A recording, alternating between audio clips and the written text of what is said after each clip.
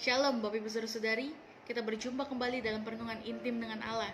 Pada hari ini hari Kamis tanggal 28 Desember 2023, kita mendengarkan dan merenungkan sebagian daripada firman Tuhan yang bertemakan pesan Tuhan bagi gerejanya.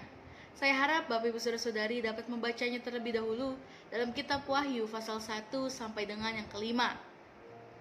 Saya akan membacakan dalam Wahyu 2 ayat 29.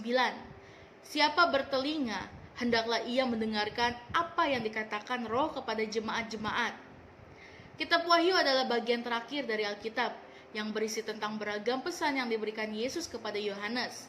Mungkin banyak dari orang Kristen yang belum tahu jika Yesus sendiri menyebutkan tentang 7 karakteristik gereja pada kitab Wahyu pasal 2 dan 3. Tuhan sendiri menyampaikan pewahyuan kepada masing-masing gereja tersebut, terutama kepada para pemimpin gerejanya. Ketujuh gereja ini merupakan gereja yang berlokasi di Asia Kecil. Gereja-gereja ini awalnya didirikan dan dikembangkan oleh Rasul Paulus. Walaupun surat-surat ini ditulis untuk ketujuh gereja di Asia Kecil, namun banyak hal yang disebutkan persis sama dengan apa yang terjadi kepada gereja di masa sekarang ini. Inilah 7 gereja yang disebutkan Tuhan Yesus dalam Wahyu. Yang pertama, gereja Efesus dalam Wahyu 2 ayat 1-7. Yesus menyebutkan bahwa gereja Efesus adalah gereja yang melakukan pelayanannya dengan disiplin, setia, dan menegakkan kebenaran dengan tegas, serta menerapkan doktrin yang sehat bagi jemaatnya. Sayangnya, gereja ini perlahan-lahan mengalami kemerosotan dan mereka mulai kehilangan kasih terhadap sesama. Bapak Ibu dapat membacanya dalam Wahyu 2 ayat 2-3. Untuk itu, Yesus memperingatkan gereja ini untuk segera bertobat dan kembali kepada kasih mula-mula. Kisah gereja Efesus sangat relevan dengan apa yang terjadi hari-hari ini kepada gereja, yaitu bahwa mereka bertekun dalam pelayanan tapi kehilangan kasih mula-mula. Lalu yang kedua, gereja Smyrna dalam Wahyu 2 ayat 8-11. Bagi Yesus, gereja Smyrna adalah teladan dari memikul salib Kristus. Mereka adalah jemaat yang tetap setia meskipun harus hidup menderita dan dalam kemiskinan. Mereka teguh dengan iman sekalipun keadaannya tidak baik. Karena itulah, Yesus menyebut gereja ini sudah mendapatkan kekayaan kekal di surga. Meski begitu, Yesus juga menegur mereka karena tidak tegas memberikan peringatan kepada jemaat yang menyebarkan fitnah dan perpecahan di tengah gereja.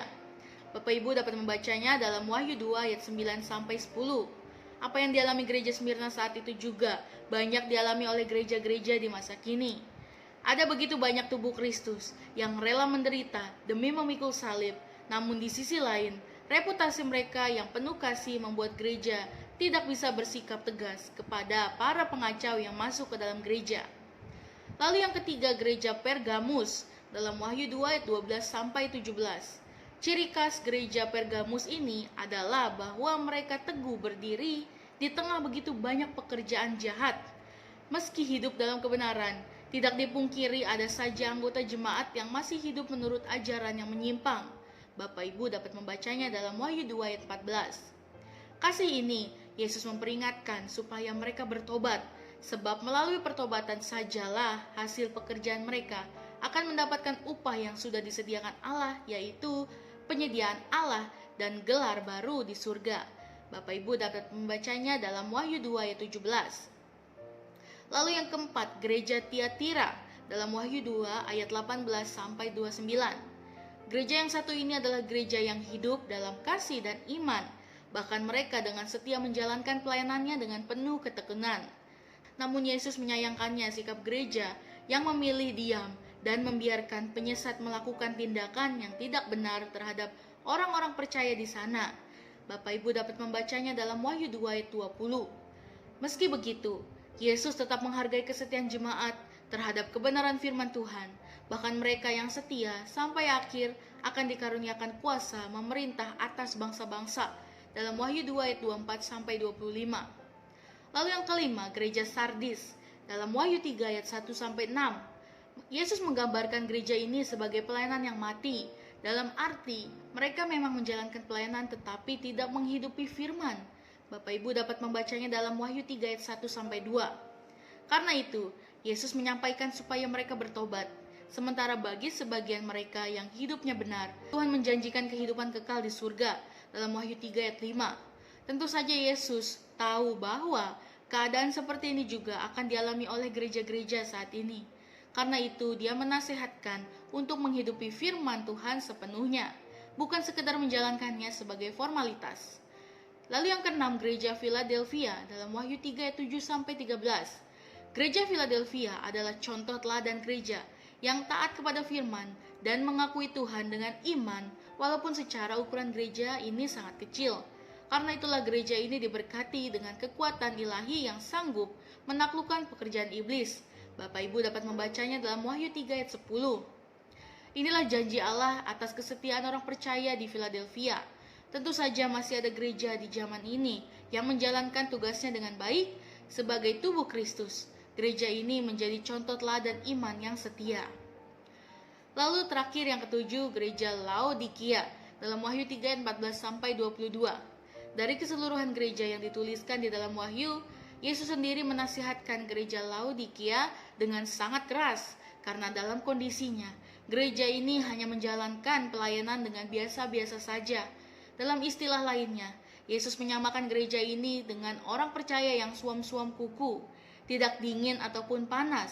Mereka hidup dengan kesombongan, tidak mempelajari firman Tuhan dengan sungguh dan buta akan kebenaran. Meski keadaannya demikian, Yesus tetap menaruh kasih-Nya atas orang-orang percaya ini. Dia mau teguran tersebut membuat gereja ini bertobat dan berbalik kepada Allah. Melalui gereja Laodikia, Yesus mengingatkan gereja saat ini bahwa Dia sekali-kali tidak pernah mengabaikan pekerjaan pelayanan orang-orang percaya, sehingga Dia tidak akan segan-segan menegur mereka yang tidak sungguh-sungguh menjalankan pekerjaan Allah. Refleksi kita pada hari ini, dari ketujuh karakteristik gereja ini, di manakah posisi gereja kita saat ini? Bacalah dalam Wahyu 2-3 pelan-pelan dan pahami apa yang Tuhan mau gereja lakukan supaya berkenan di matanya. Amin. Mari kita sama-sama berdoa. Bapak yang baik, terima kasih Tuhan Yesus pada perenungan hari ini. Kami boleh diajarkan lagi Tuhan pada firman hari ini. Biarlah firman ini merema di kehidupan kami. Bagaimana Tuhan kami memahami dalam kitab Wahyu bahwa pesan-pesan Tuhanlah bagi setiap gerejanya, bagi setiap kami dimanapun kami berada.